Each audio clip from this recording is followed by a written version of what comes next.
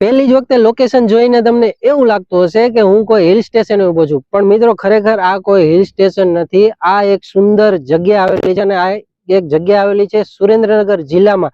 તો હવે તમને સવાલ એ થશે કે સુરેન્દ્રનગર જિલ્લાની વળી આ કઈ જગ્યા છે જે હિલ સ્ટેશન જેવી લાગે છે. ખરેખર મિત્રો જુઓ ને, પહેલી નજરે જોઈને એવું થાય કે કોઈ સ્વિટ્ઝરલેન્ડ જેવો દેશ છે અને કોઈ હિલ સ્ટેશન વાળી જગ્યા છે, પણ ખરેખર એક સુંદર મજાની જગ્યા છે, સુરેન્દ્રનગરની નજીક આવેલી છે. તો ચાલો હું આગળ તમને વિડીયોમાં બતાવું અને આગળ વિડીયોમાં તમને લોકેશનનું નામ પણ આપીશ, જગ્યાનું નામ પણ આપીશ. તો વિડીયો તમે છેક સુધી જોજો, કારણ કે વિડીયોના મધ્યમાં હું તમને આ જગ્યાનું નામ આપવાનો છું. ખરેખર સુંદર જગ્યા છે. ચાલો હું તમને લોકેશન બતાવું.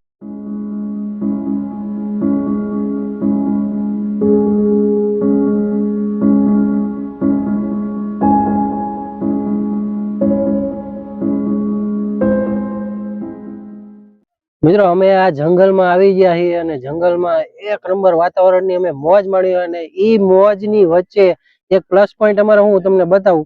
આમ જો અમારા રસિકલાલ મેગી બનાવે છે, એક નંબર મેગી, સૂપ વાળી મેગી કહેવાય ને, પહાડો વાળી મેગી. પહાડો વાળી મેગી ની વાત જ કઈક અલગ હોય. જે પહાડોમાં બને ને મેગી, એ ખાવાની મોજ જ અલગ આવે.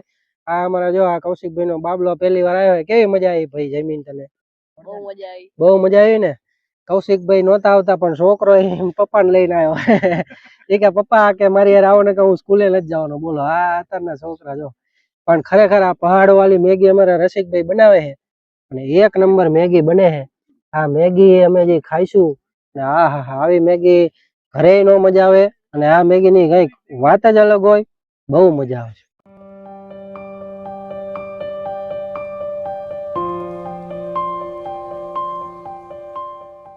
અમારા કૌશિકભાઈ હે ને મેગી અમારી ટેસ્ટ કરે છે. ટેસ્ટ કરીને અમારા કૌશિકભાઈ કે, કૌશિકભાઈ કેવી બની? સરસ બની ને? ઘર કરતા હારી ને? વાહ વાહ, જો હવે ઘર કરતા હારી મેગી બની જાય. અને શુભમ જો, શુભમે અમારું ઝાડવાને મકાન બનાવી નાખ્યું, કેમ્પિંગ કરી નાખ્યું. ઈ કે ભવિષ્યમાં કોઈ ઘરેથી કાઢી મૂકે ને તો આ ઝાડવા ઉપર જો બધું ટીંગાડી રહેવા જ માંડવાનું, કે આપણે તૈયાર જ છે, કે લાઈફ સેટ છે. રસિકભાઈ અમારે એક નંબરના રસોયા છે. તમારે મેગી અને ચા નો ઓર્ડર રસિકભાઈ તમારે લઈ લેશે ફ્રીમાં. તમને મેગી ચા સુપર મેગી. અને અમારે કેમ્પિંગ સ્ટવ ની તો વાત જ ન થાય. આ કેમ્પિંગ સ્ટવ એટલે અમારે આમ કેમ્પ નો સાથી છે, અમારે ઓલા કહેવાય ને ટ્રેકિંગ નો સાથી. અને આ તમે જોવો, ખરેખર લોકેશન એક નંબર છે. સ્વિટ્ઝરલેન્ડ માં આવી જાય ને એવું લાગે. મિત્રો મારા ભાઈબંધો છે ને ચા બનાવે છે અમારા માટે. હવે મેં તમને કીધું હતું એમ, જો હું લોકેશન ની વાત કરું ને તો લોકેશન છે બિલીગાળેશ્વર મંદિર, જે આવેલું છે થાન થી પણ આવે અને ચોટીલા થી પણ આવે, જડિયા મહાદેવ થી પણ તમે આવી શકો. આ જે પણ જગ્યા તમને દેખાય છે, આ બધી પાછળ બધા રસ્તા જ છે. તમે કોઈ પણ જગ્યાએથી આવો, પણ એટલું ધ્યાન રાખવું કે તમે ભૂલા ન પડો. જો આ નીચે છે ને, નીચે બિલીગાળેશ્વર મહાદેવ નું મંદિર છે, જે ખૂબ જ સરસ મજાની જગ્યા છે. એ પણ હું તમને આગળ વિડીયોમાં બતાવીશ. એકદમ સુંદર વાતાવરણ ને આજુબાજુ બધા જ બીલીપત્રના ઝાડ છે. પણ ખરેખર આ જે ઉપરનું લોકેશન છે ને, એ ખરેખર હિલ સ્ટેશન જેવું છે. અને ઘણા બધા લોકો અહીંયા શિવજીના દર્શન કરવા આવે છે. અહીંયા એક શિવજીની શિવલિંગ છે, સરસ મજાની શિવલિંગ છે. અને બિલીગાળેશ્વરનું નાનું એવું મંદિર છે, બહુ મોટું મંદિર નથી. પણ ખરેખર અહીંયા આવવામાં તમે જો રસ્તો ભૂલી ગયા તો ક્યાંય નીકળી જાવ. એટલે જો જાણકાર હોય રસ્તાના તો જ અહીંયા આવું, અધરવાઇઝ તમારે ન આવું. અને ચોમાસા દરમિયાન સાહસ ન કરવો, કારણ કે ચોમાસા દરમિયાન અહીંયા રસ્તો ખૂબ જ ખરાબ હોય છે. અમે અત્યારે આવ્યા, અમને ખબર છે બાઇકમાં અમારા ગારો ચોટી ગયો, બાઇક કાદવ વાળું કીચડ વાળું થઈ ગયું. મહા મુસીબતે અમે અત્યારે પહોંચ્યા છીએ. પણ ખરેખર અમે અત્યારે પહોંચી ગયા અને અહીંયા આવીને જોયું તો તમે જ લોકો જોવો કે અહીંયા કેવું વાતાવરણ છે. અને જો અમે કેમ્પિંગ કરી રહ્યા છીએ અહીંયા. સાંજના 5 વાગ્યા છે અને 5 વાગ્યાનો જે અત્યારે નજારો છે ને, આમ જો એક નંબરનો નજારો.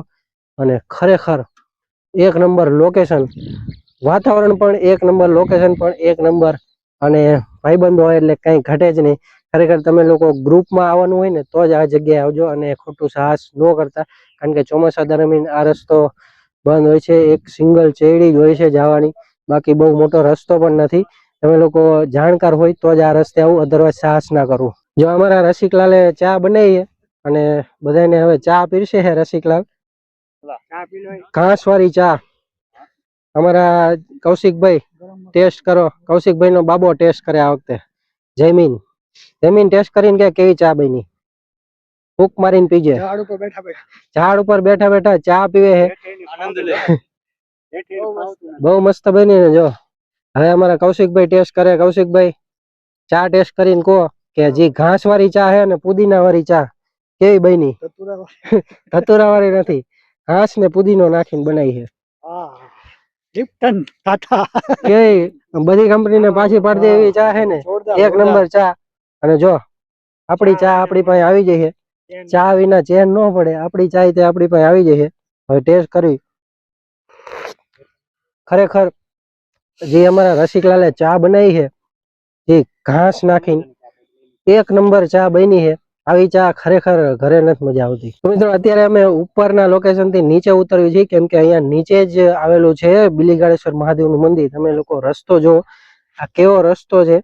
આ રસ્તે નીચે અમે ઉતરવી છે અને આ રસ્તે જ તે આગળ આવેલું છે બિલીગાળેશ્વર મહાદેવનું મંદિર, જે તમને વિડીયોમાં દેખાતું નહીં હોય કારણ કે એટલા બધા ઝાડવા છે. ઝાડવાની વચ્ચે આવેલું છે બિલીગાળેશ્વર મહાદેવનું મંદિર. જો અહીંયા રસ્તો પણ પડે એવો છે, તમે લપસી જાઓ એવો રસ્તો છે. અને પણ આ રસ્તે જે ટ્રેકિંગ કરવાની મજા આવે ને, ખરેખર વાત જ ન થાય એવું લોકેશન. અને ટ્રેકિંગ, અમે તો આને ટ્રેકિંગ સાઇટ જ કહેવી, એવું જોરદાર લોકેશન છે.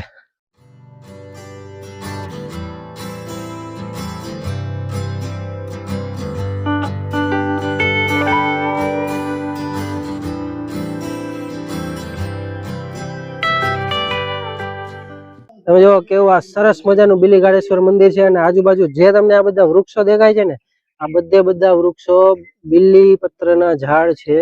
શંકર ભગવાનને પ્રિય એવું બીલીપત્રનું ઝાડ.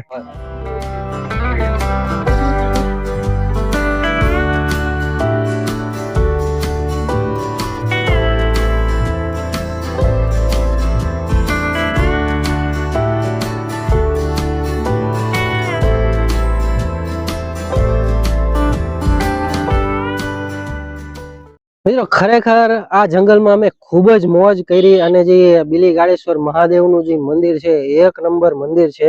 પણ ખરેખર આ મંદિર બહુ જંગલમાં છે, એટલે સાહસ જો તમે રસ્તો જાણતા હોય, જાણકાર હોય તો જ સાહસ કરવો હોય, નહીંતર અહીંયા આવું નહીં. ચોમાસા દરમિયાન આ રસ્તો બંધ રહે છે અને બાઇક ખૂંચી જવાનો ભય રહે છે. પણ ખરેખર અમે આવી ગયા, અમે ખૂબ મોજ કરી. વાતાવરણ એક નંબર અને જે લોકેશન છે એક નંબર, હિલ સ્ટેશન જેવું લાગે છે. આઈ હોપ કે તમને આ લોકેશન ગમ્યું હશે, તમને આ વિડીયો ગમ્યો હશે. વિડીયો ગમ્યો તો વિડીયોને લાઈક કરી દો, શેર કરી દો. અને અમારી ચેનલ ઉપર નવા હોય તો ચેનલને સબસ્ક્રાઇબ કરવાનું ભૂલતા જ નહીં, કારણ કે અમે તમારા માટે આવા નવા લોકેશન લાવતા રહેશું. તો ચાલો આપણે મળીએ નવા વિડીયોમાં. ત્યાં સુધી બધાને good bye and take care.